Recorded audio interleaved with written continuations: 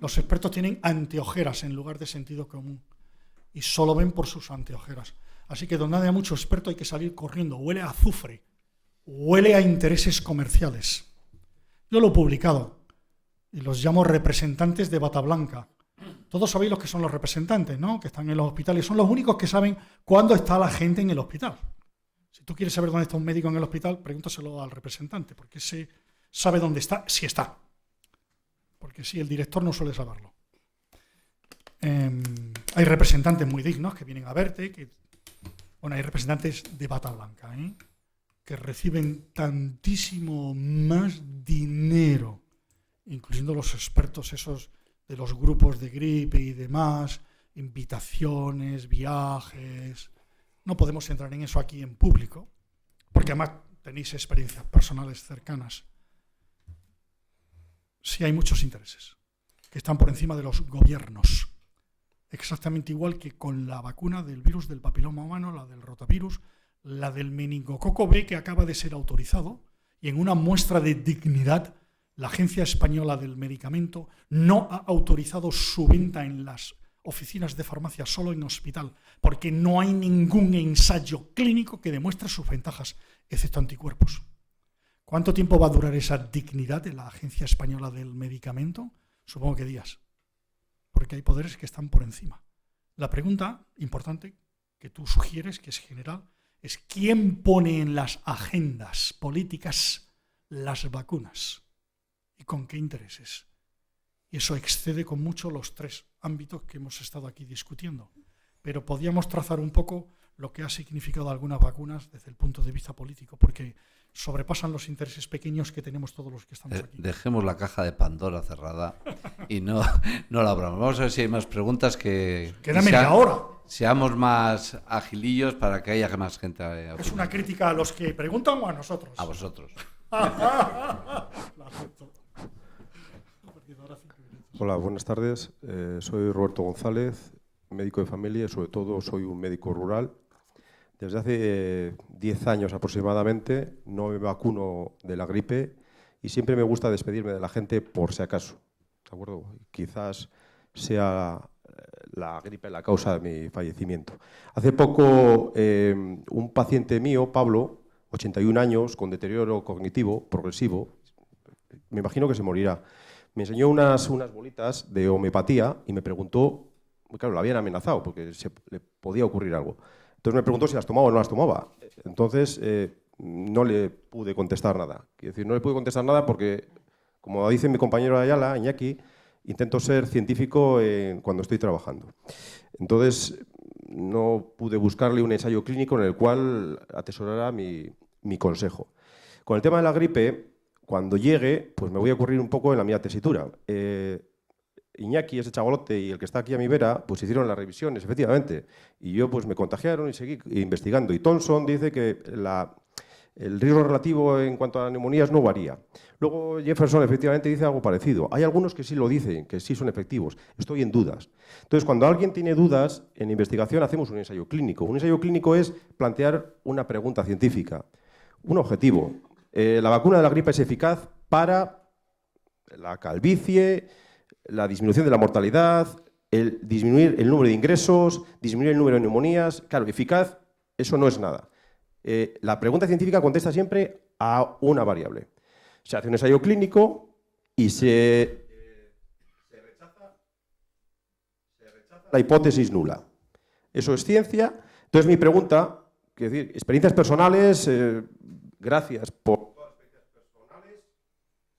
Entonces yo lo que pregunto es, ¿hay un ensayo clínico, no ensayos descriptivos, transversal, ensayo clínico con el virus de la gripe en el cual hayas demostrado su eficacia para una respuesta concreta? Es decir, no eficaz. Eficacia en general no es decir nada. Repito, un ensayo clínico en el cual se haya rechazado la hipótesis nula. Si no lo hubiera, mi pregunta es, ¿por qué no se hace un ensayo clínico? Cuando no hay nada respondido, cuando no se rechaza la hipótesis nula, es ético hacer un ensayo clínico. Es un poco lo que pregunto, dada mi ignorancia, tras hacer las búsquedas, etcétera, etcétera, esa es mi pregunta. Y de todas formas, gracias a todos por esta mesa. Repito un poco la pregunta final. ¿existe algún ensayo clínico asociado a una variable concreta respecto a la gripe? O sea, ensayo clínico propiamente dicho, no. Hubo algo parecido a un ensayo clínico como en los años 60, en el que no se demostró ninguna eficacia. Tienes la revisión, está en español incluso, en la que no hay ninguna duda. La pregunta, Roberto, es que la hicimos en el British Medical Journal, que no es un periódico menor, no es una hoja parroquial de la Iglesia San Vicente. Y le hicimos Jean Roy, que es una autoridad mundial, yo no lo soy. No tuvo respuesta. Y la pregunta que hay que hacerse es, cuando no se quiere dar respuesta a una pregunta, es que hay intereses. Es decir, a mí no me extraña ni exijo que no se haga un ensayo clínico respecto a la visita a la Virgen de Lourdes, porque considero muy respetable a las personas que quieren ir. Las considero tan respetables que no estoy dispuesto a pagarlo de fondos públicos, porque les respeto, entonces se lo pagan ellos. Pero no aceptaría un ensayo clínico sobre eso, porque tiene poca evidencia científica detrás. Con la gripe me pasa exactamente igual. Creo que había que hacerlo, pero por imperativos de que yo lo pago. Como lo pago, quiero ensayos clínicos. No se me puede aducir que hay razones éticas para no hacerlo. Hay razones éticas extraordinarias para hacerlo. Porque si no, estamos decidiendo en el vacío. Que así se titulaba un titular de Archive of Internal Medicine, que se titulaba Vacuna en los mayores, una sombra en la noche. Y lo revisaba. Es lamentable que tengamos que reconocer como científicos que queremos ser, porque finalmente terminamos siendo solo buenas personas. Y yo creo que a los médicos, enfermeras, farmacéuticos, los que estamos aquí, asistentes sociales, psicólogos, se nos puede pedir que seamos buenas personas y exigir. De otra manera no podríamos ser profesionales, capaces de lidiar con el dolor, el sufrimiento, la muerte. Pero además se nos tiene que exigir que seamos científicos. Y cuando llegamos a una cuestión como esta, ¿voy a Lourdes o no voy a Lourdes, doctor? ¿Usted se lo pasa bien? Sí. Pues vaya, mujer. ¿Usted cree que le va a sentar bien? Pues vaya. Y si quieres de tu propio dinero, pones dinero. Pero en este caso personal particular. No pedimos dinero al resto del Estado. Sobre lo de los ensayos clínicos, hay que tener en cuenta que la vacuna de la gripe, tal y como la entendemos ahora, empezó en el año 1959 con virus enteros, atenuados, y fue aprobada por la Food and Drugs Administration, la famosa FDA. Uno de los requisitos indispensables de la FDA, desconozco yo quienes pertenecen a la FDA, es que el laboratorio, para autorizarlo, necesita unos ensayos clínicos. Yo presupongo que en aquella época se hicieron. Cuando fueron adelantando, empezaron a aparecer las vacunas fraccionadas y las de subunidades y las que van adyuvantadas. Para autorizarlas, precisan de esos ensayos clínicos. Y supongo que los laboratorios fabricantes presentarían esos ensayos clínicos. Los presentarían y la FDA los autorizó. Como por ejemplo, pues una de las últimas vacunas, la vacuna que todavía no tenemos en Europa, pero en Estados Unidos sí, la vacuna frente al herpes zóster, se presentó un ensayo clínico para su autorización de 76.000 casos. Un estudio a doble ciego. Lo superó y esa vacuna hoy en día se está fabricando.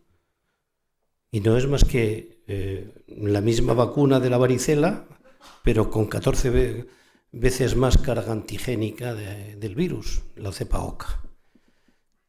Y la EMEA, la Agencia Europea del Medicamento, también exige esos ensayos clínicos.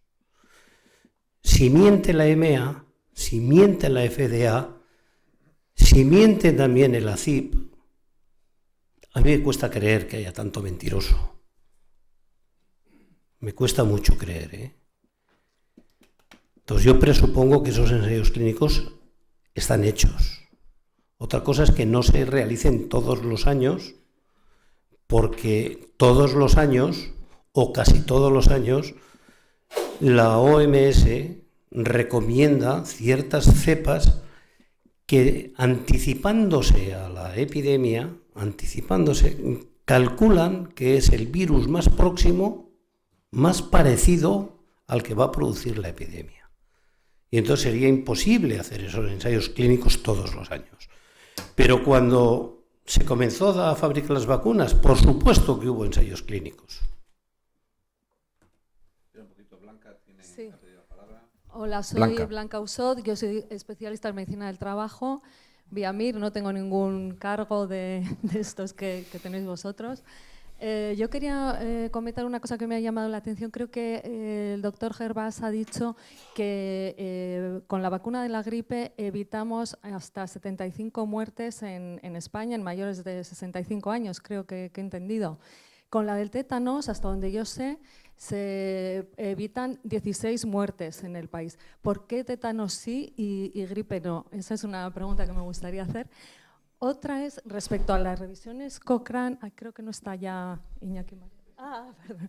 Bueno, yo es que no sé si leemos lo mismo. Yo creo que a veces es muy importante leerlo todo entero, porque hay incluso titulares de estudios, de artículos, concretamente del British Medical Journal últimamente hay titulares que son bastante sensacionalistas, incluso, que te llevan artículos que luego además no puedes leer si no estás suscrito, pero concretamente la Cochrane, la que yo he leído, creo que es a la que os referís, que viene a decir que vacuna de gripe no sirve para nada.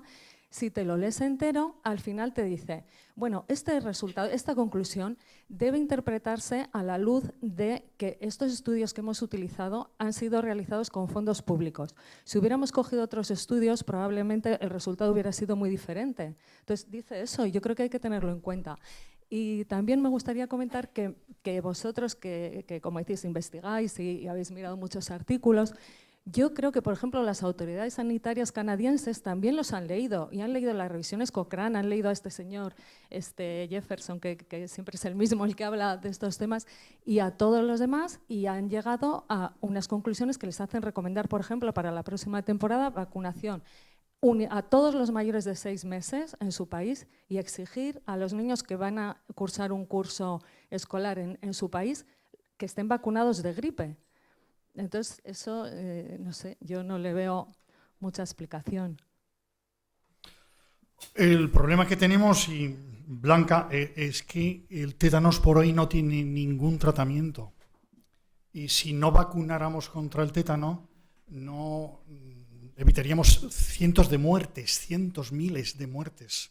Es decir, hoy tenemos muertes de tétano, todavía es una vergüenza las que tenemos en España, por comparación con las que tiene el Reino Unido desde hace 30 años, con una pauta que aquí ha sido científica, y teníamos más casos de tétano. Así que no hay comparación, pero es muy bonita tu pregunta, porque tiene algo que ver con lo que ha dicho José Luis y no se ha dado importancia. Y es que la pandemia de gripe A mató a algún joven. ¡Ajá! Y por eso fue importante. Porque si nos morimos los viejos, que se mueran los viejos, que se mueran los feos.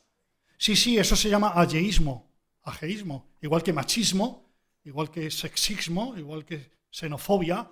Hay una, y cada vez más fuerte se ha visto clarísimamente con los últimos que llaman sabios de las pensiones. Que se mueran los viejos, hombre, si lo dijo el de Japón, que ¿por qué no se mueren ustedes y dejan de cobrar la pensión? No podemos comparar el tétanos y su vacuna, de la que no hay ninguna duda, con una vacuna que tenemos muchísimas dudas y que en último término, aceptando que sus cifras fueran ciertas, disminuiría la mortalidad de 75 entre los que se van a morir, si hoy no se mueren de gripe, mañana de insuficiencia cardíaca. Porque esa es otra cuestión. Aquí nos estamos planteando, me ha gustado tu pregunta, pero es insuficiente. Si hay ensayos clínicos, los ensayos clínicos demuestran la eficacia, pero no la efectividad. Ya he insistido que se aprueba una vacuna hoy, ayer, contra la meningitis B, sin ensayo clínico ninguno. O sea, no hay que ir a los años 60, ni a la FDA del año 60, no, a hoy, a 2013, junio. Así que sí se aprueban vacunas. Pero yo no me puedo fiar de las autoridades en absoluto. Yo no estoy loco. Yo no puse nunca calcitonina. Pero la calcitonina se ha retirado porque produce cáncer. Se ha transmitido en los periódicos que produce tumores. En español, tumores malignos se llaman cáncer. Mis pacientes no han tenido nunca ese cáncer porque la calcitonina no se puso en mi consulta. En mi consulta los pacientes no murieron de infarto de miocardio con los COSIP porque no había duda ninguna de que aunque utilizase la FDA, los COSIP no había que utilizarlos. Y puedo seguir suma y resta. Mis mujeres no se murieron nunca de cáncer de mama, ni de infarto de miocardio, ni de ictus, ni de embolia por neumonías, porque no se pusieron los parches, porque no había ninguna duda que no tenían ninguna utilidad. Tenemos una larguísima historia de práctica clínica en contra de las burradas admitidas por las autoridades, que tenemos que negarnos. Y sí, lo de los fondos públicos es muy importante. Salió también ayer en la reunión en París. Es intolerable que los propios productores de los medicamentos sean los financiadores de los estudios. Es intolerable. Los estudios tienen que empezar a ser financiados todos por fondos públicos y llegar a un acuerdo para que las cosas se solucionen. Una pregunta más, por ahí, animaros. A las 9. A mí me habían dicho que eran hasta las 9 y yo hasta las 9 no tengo hambre. He programado mi cerebro para... Sí, yo... ahora que termináis, atended.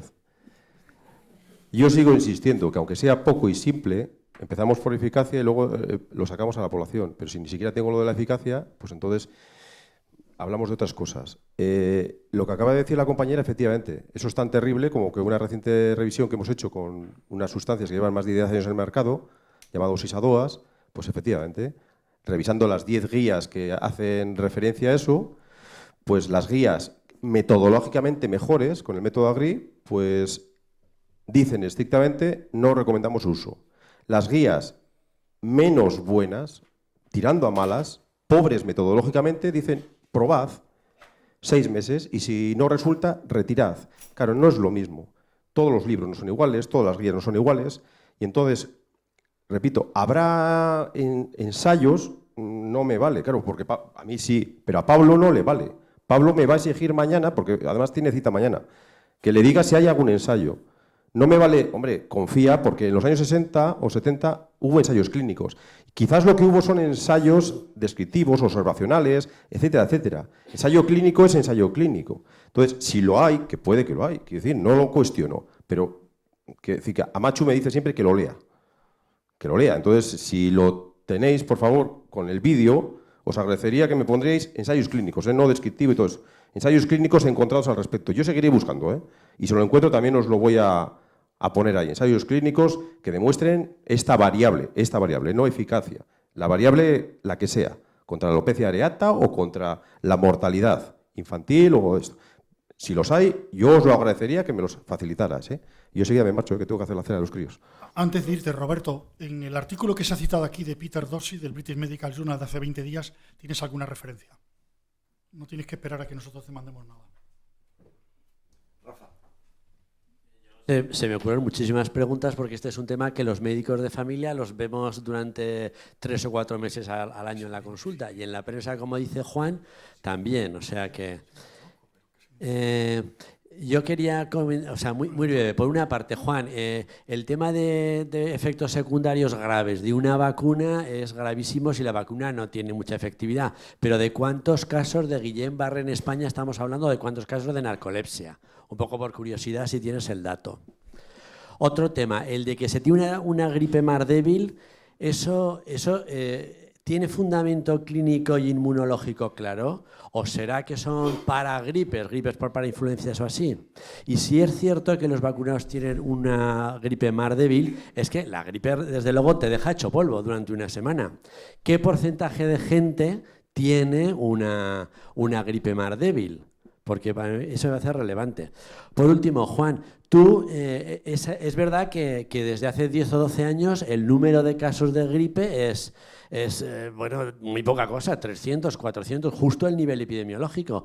Eso tiene alguna explicación. Yo creo que fue en el 2002 cuando hubo pues 900, 800 casos por 10.000 habitantes, ¿no? Que sigue siendo poco, es decir, sería la superepidemia. Si aquí estamos 100, supone que lo cogieron 9, nada más. Pero bueno, desde el 2002 creo que hay 2 o 3 casos por 100, ¿no? Luego, otro tema, también una pregunta, porque como científicos tenemos que dudar de lo evidente. Esto me surgió a partir de un residente de familia que me comentó una cosa curiosa. Yo siempre había contado a mis abuelillos que vienen en septiembre a vacunarse y que luego se ponen malos, que esos son catarros, que no tiene nada que ver la vacunación con el catarro. Y siempre les he contado eso, pero ahora resulta que igual estamos también diciendo cosas que siempre se ha dicho así y que pudiéramos estar creando esos cuadros respiratorios leves pero tórpidos que ellos dicen, no, yo no me quiero vacunar este año porque el año pasado... ¿Qué pasa con eso? ¿Tenéis datos? ¿Sí podría ser realmente que tuvieran ellos razón y no nosotros? Y luego, por último, 2 comentarios muy breves. Uno, el famoso documento de los 20 sociedades científicas, a mí también me indignó porque es un documento de 20 folios, 7 explican a los profesionales y al mundo en general qué es la gripe, 11 da argumentos, no diría éticos, son argumentos morales de que tenemos que ser ejemplares, que realmente nosotros por delante, que si no nos tendríamos que sentir culpables, y solo hay un folio de los 20 hablando de eficacia, efectividad y todo esto. Es un folio que cualquier estudiante de sexto de medicina se da cuenta de la debilidad de los argumentos. Es una cosa indignante. Y luego, por último, felicitaros a Juan y a Mercedes, porque ciertamente el movimiento Gripe y Calma fue una cosa impresionante que ocurrió en este país. No os podéis imaginar hasta dónde llegó en pequeños centros rurales, y eso, bueno, al final estuvimos mucha gente detrás, pero esto lo empezasteis vosotros, el equipo CESCA y un par de chalaos más, nada más.